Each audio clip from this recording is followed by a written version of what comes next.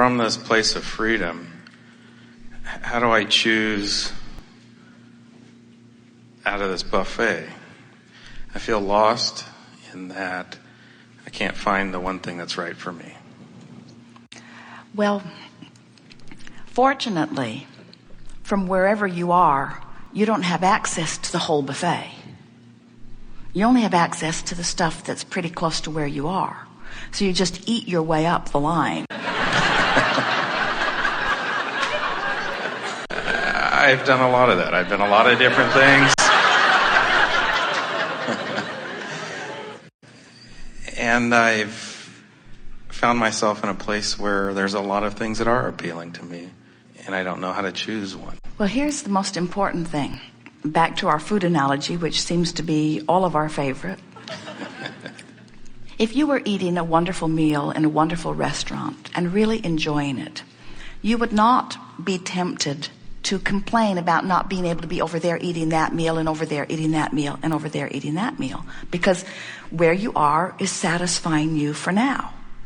And so you're right, there are infinite choices, but many of the choices that are available to you would be satisfying, and some more satisfying than others. And so the key is just to slow down in an attitude of, hey, I got a whole lot of time to explore and discover this, and anyway, the whole point of my life is to explore and to discover and to find joy. When you have the attitude that I have to make a difference, and I have to figure it out, and I have to find my calling, and I have to do my service, and I have to get it done, and I have to get it done right, then we would understand that sort of frenzy of scrambling around and trying to get it all figured out. But when you understand that it's just all there for your pleasure, and you can just take the pleasure as it comes, then you can relax more and savor and be more discerning about which thoughts feel better. And the most important thing we want to say to you is, please let it be about thought for a while, not action. Let it be about the ideas that feel best to you. In other words, start broad if you want to. Do I want my own business? Do I want to be self-employed? Do I want to dovetail with another who already has something going on? Which appeals to you more? Self-employed. I like the idea of being self-employed. Do I want to make a big difference in the world? Do I want to satisfy my financial experience? Do I want my life's work to revolve around the work that brings me money? Or do I want the work that brings me money just to bring me money while I'll do other things of a hobby nature or of a philanthropic nature? In other words, how do I see my work? What feels best when I think about the choices? I like to make an impact. Do I want to find something that the whole world will embrace? Or do I just want to find a niche that works for me and let law of attraction bring those people to me who are a vibrational match to who I am? Do I want to reach out in a broad way, or do I just want to be so clearly who I am that law of attraction brings them to me? I like that. Well, the idea of a small niche where I can impact those that do come to me. I don't have to change the world. Because the world doesn't need changing. So now give us a little more. We can feel the momentum of the clarity within you moving. So now what? I coach. I think I'd like to expand that business. Because? It feels good. So what part of coaching appeals to you the most? When I can allow that which flows through me and communicate that to somebody whereby they can start to change their lives for the better. So the part that feels best to me is seeing people become self-empowered, see them getting hold of something and actually getting their own sea legs and moving forward. Now, can you feel that as we're chatting here, how delicious this conversation is feeling and sounding? In other words, you have pleasured yourself only with thought. You haven't been counseling anybody. You haven't been making any money. You haven't been doing anything tangible. You've just been going with the flow. And we could feel how good it felt to you and how easily you went there, because your life's caused you to launch lots of rockets. So that's a strong call that's calling you. And when you got in the direction of that movement, of that energy, you felt the comfort and the relief and the soothing and the deliciousness of it, you see.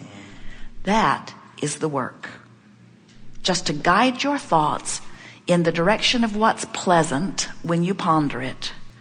In other words, let's think about food. Let's think about, Jerry and Esther had chocolate chip mint ice cream. Happens to be my favorite. Esther thought she would die. It reminded her of something that she had when she was a child. She remembered the street she stood on as she ate it. She remembered that it was Snell Grove's ice cream. She remembered it brought back so much memory, and long after she ate the ice cream, she took pleasure from the thought of the ice cream. Just for the sake of feeling pleasure. Not for the sake of serving the masses, not for the sake of ending the war in Iraq, not for the sake of stopping famine or poverty, just for the sake of finding something to use as her excuse to go with the flow. This book they've been reading, The Slow Down Diet, and it talks about breathing and savoring and enjoying. And as they've been reading it and doing their best to practice as they're eating, Esther has discovered a new level of flavor enhancement in food. The other day she said to Jerry, I didn't know that this had a flavor. Esther has been a scarfer. Esther has been eating because she is supposed to eat and eating because she is hungry, but not eating for the pleasure of everything that is within the food that she is eating. And we want you to slow down and savor the air. Do you know how good it feels to draw the life-giving air into your body? Do you know how good that can feel? Do you know how good it feels to savor something on your tongue, or to savor a thought that is pleasant? Do you know how much you can milk a compliment, one you received or one you gave? Do you know how long a funny joke can please you as you remind yourself of it over and over again, and imagine the faces of the people you told it to, remembering how that one laughed so much he snorted his drink up his nose? In other words, do you know how much pleasure you can take from your thoughts? And so when you find a thought that gives you a little pleasure, milk it for more, milk it for more, milk it for more. Let your now carry you in the stream. You don't have to be over there and over there and over there. There's plenty right here and now to determine the direction of your stream. And that's all you got to do. Just determine the direction of your stream. The greater current will take care of fulfilling your life's purpose and for doing what you came for and uplifting the world and putting all of the money that you could ever spend in your pocket. In other words, the greater energy stream will take care of all of those details. You just have one thing to do. Position yourself from where you are in the stream. Which means, I am where I am. Or, I shouldn't be here. I've been here too long. I don't like being here. It's my mother's fault. I must have been bad in a past life. I am where I am. I am where I am, and where I am is all right. And it gets better and better, and all is well with me. And I am with where I am, and all is well. And then off you go again. Because the stream is. It never stops flowing. If you didn't think one thought after you got here, all the thoughts you thought before you got here would give you a really good ride. But you didn't just want an undirected ride. You wanted to fill the stream with energy. You wanted to give the stream momentum. You wanted to choose the direction of the stream, in other words. You wanted in on it and are, and cannot help but be in on it. Really good. Thank you, Abraham. Not only can you be or do or have anything that you choose, you were born to choose. And not only can you be or do or have anything that you choose, there are no limits to that. There is no competition. There is nothing that someone else can receive that can anyway detract from your receiving. Because the universe is yielding to you, to you, to you, to you. You are an extension of Source, and you have caused Source to expand, and Source stands in that expanded place because of you and offers the signal of that expansion with relentless energy and never stops offering that signal to you. Talk about a flow. Oh, what a current. What a current. And friends, we are so impressed in your mass consciousness and individual ability to buck that current. It's quite impressive. You've been at it a while, but we're here to beg you, no, that's not right, encourage you to give up the struggle. Jerry and Esther had the glorious experience of going whitewater rafting on a Colorado River that had quite a flow. And it occurred to them that when they set their rubber raft, there were 6 of them and a very knowledgeable guide.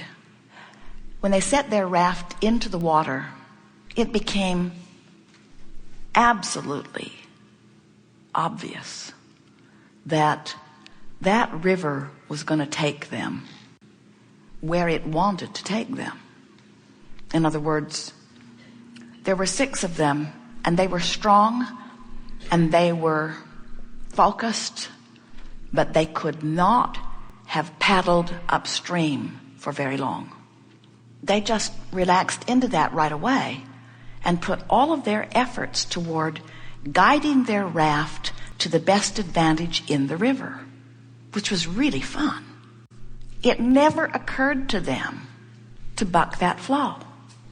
Now, if they had gotten into a really slow moving river, one that was very slowly moving downstream, we can understand their temptation. All right, guys, 1, 2, 3, 4, let's move up the stream.